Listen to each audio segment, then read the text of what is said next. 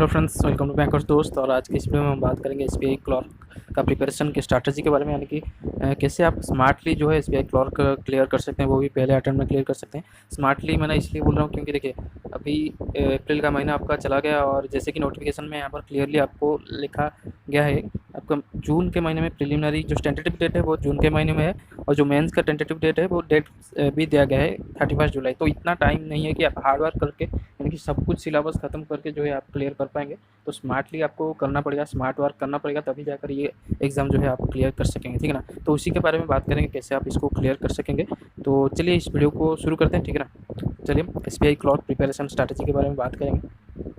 तो देखिए जिन्होंने यहाँ पर अभी तक अपना क्वांट और रीजनिंग का कॉन्सेप्ट क्लियर नहीं किया, यानी कि बेसिक अगर क्लियर नहीं किया है, तो जितना जल्दी हो सके 1 वीक टाइम लीजिए, आप कॉन्सेप्ट क्लियर कर लीजिए। जहाँ पर आपका वीकनेस जहाँ पर भी है उसका कॉन्सेप्ट बहुत जल्द से जल्द क्लियर कर लीजिए। कॉन्सेप्ट जब तक क्लियर नहीं हो पाना तब तक जो है मॉक टेस्ट देने का कोई फ़ायदा ही नहीं है, क्योंकि अगर आपका कॉन्सेप्ट क्लियर नहीं है तो मॉक टेस्ट देने का कुछ फ़ायदा नहीं है। और ये टाइम जो है मॉक टेस्ट देने का है, तो पहले आप कॉन्सेप्ट जो है क्लियर कर लीजिए। आपका रीजनिंग और क्वांट का ही मैं बात कर रहा हूँ, रीजनिंग और क्वांट का। इंग्लिश का तो आप रीडिंग डेली रीडिंग करते ही होंगे। अगर आप बैंक एग्जाम का प्रिपरेशन कर रहे हैं तो इंग्लिश तो आप करते ही होंगे डेली रीडिंग, तो इंग्लिश के बारे में इतना नहीं बोलूँगा। इंग्लिश के लिए आप सिर्फ डेली रीडिंग कीजिए और मॉक में जो भी आरसी आता है और जो भी आपका इंग्लिश ग्रामर आता है उसको सॉल्व कीजिए, मॉक सॉल्व कीजिए, डेली क्विजेस दीजिए इंग्लिश में, वो उतना काफ़ी रहेगा। आप अगर डेली ठीक से रीडिंग करेंगे इंग्लिश का तो उतना जो है इंग्लिश के लिए काफ़ी रहेगा। मॉक टेस्ट में वो सारा जो है हो जाता है, प्रैक्टिस हो जाता है इंग्लिश का।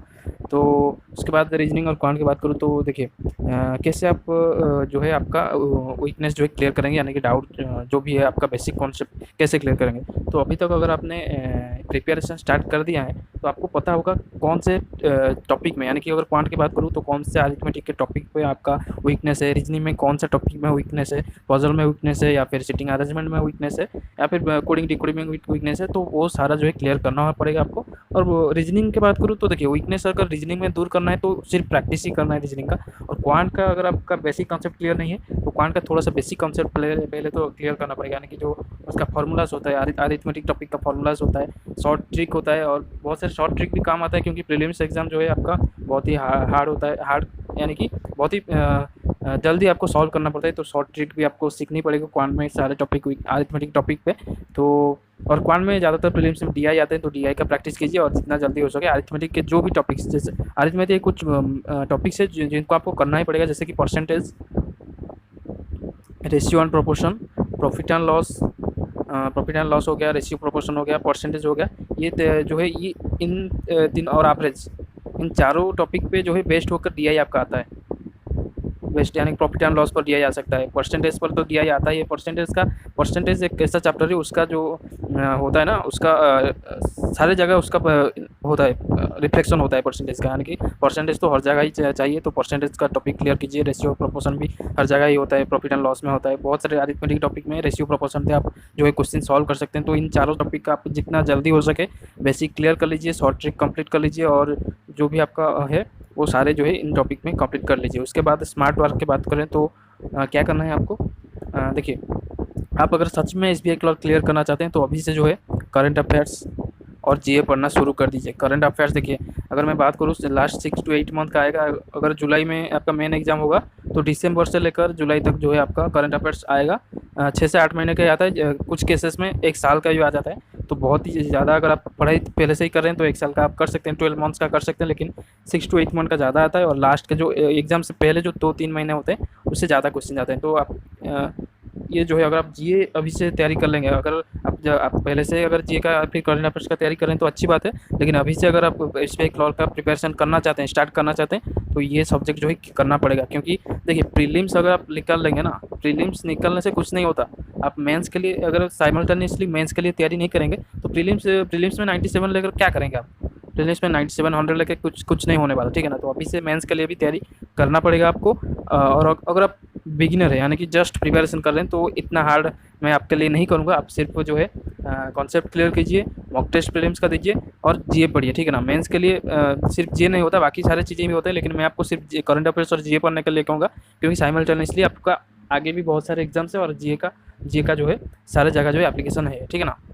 तो करंट अफेयर्स और जीए पढ़ लीजिए आप डेली, ज़्यादा नहीं, आधा घंटा या फिर 1 घंटा जो है टाइम दीजिए करंट अफेयर्स और जीए को, आप उसमें से हो जाएगा, ठीक है ना। ज़्यादा टाइम दीजिए आप क्वांट को और रीजनिंग को, ताकि आप जो है बेस्ट कर सकें। रीजनिंग बहुत ईजी आता है, रीजनिंग आपका प्री में जो है बहुत ईजी आता है, इतना हार्ड एंड फास्ट नहीं है। रीजनिंग बहुत ईजी आता है, आप इसलिए कर सकते हैं, लेकिन प्रैक्टिस इसके लिए चाहिए।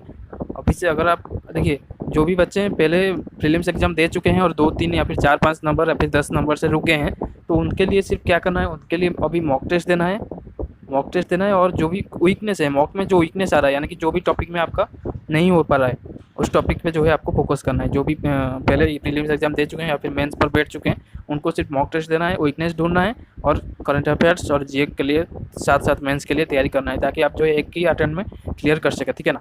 तो ये था हमको स्ट्रैटेजी। बाकी जो भी सारे डाउट्स हैं, ये शॉर्ट वीडियो था, लेकिन मैं एक स्ट्रैटेजी भी बहुत बनाऊंगा। ये सर बिगिनर और जो भी प्रिपरेशन करना चाहते हैं, बहुत ही फास्ट जल्दी से प्रिपरेशन करना चाहते हैं, उनके लिए ये स्ट्रैटेजी था। तो ऐसे आप कर सकते हैं। पहले तो बेसिक कॉन्सेप्ट क्लियर कीजिए, उसके बाद मॉक टेस्ट दीजिए, मॉक टेस्ट को एनालिसिस कीजिए, कहाँ पर वीकनेस है वो ढूंढिए, उसके बाद उन टॉपिक का बेसिक कॉन्सेप्ट क्लियर कीजिए, उस टॉपिक पर प्रैक्टिस कीजिए। जैसे कि क्वांट के हर एक टॉपिक पे, अरिथमेटिक के टॉपिक पर प्रैक्टिस पहले 50 से 100 क्वेश्चन करना चाहिए आपको, ठीक है ना। तभी आपका जो बेसिक कॉन्सेप्ट एक टॉपिक का क्लियर हो पाएगा, ठीक है। तो ऐसे कीजिए पूरा। मैं आपको बता देता हूँ क्या करना है। फास्ट तो बेसिक कॉन्सेप्ट जिनका क्लियर कीजिए, और जिनका क्लियर हो चुका है वो ये स्टेप जो है कर सकते हैं, कैंसिल कर सकते हैं। उसके बाद बेसिक कॉन्सेप्ट क्लियर होने के बाद मॉक टेस्ट दीजिए। उसके बाद मॉक टेस्ट को एनालिसिस करके जो वीकनेस है, वीक टॉपिक है, उस पर ध्यान दीजिए। और उसके बाद जो है क्या करना है, सिर्फ मॉक टेस्ट देना है। उसके बाद अगर आपका बेसिक कॉन्सेप्ट क्लियर हो गया और वीकनेस आपने दूर कर दिया, उसके बाद सिर्फ मॉक टेस्ट दीजिए और जीए पढ़िए, करंट अफेयर्स और जीए पढ़िए, आप सी एंड जीए पढ़िए, और इंग्लिश डेली रीडिंग करते रहिए, ताकि एक ही अटेम्प्ट में आपका जो है एसबीआई क्लर्क क्लियर हो सके। तो ये था स्ट्रैटेजी। जो भी डाउट्स है आप कमेंट सेक्शन पर बता सकते हैं, मैं आपको वीडियो बना दूंगा, ठीक है ना। तो इस वीडियो में इतना ही। बाय बाय दोस्तों।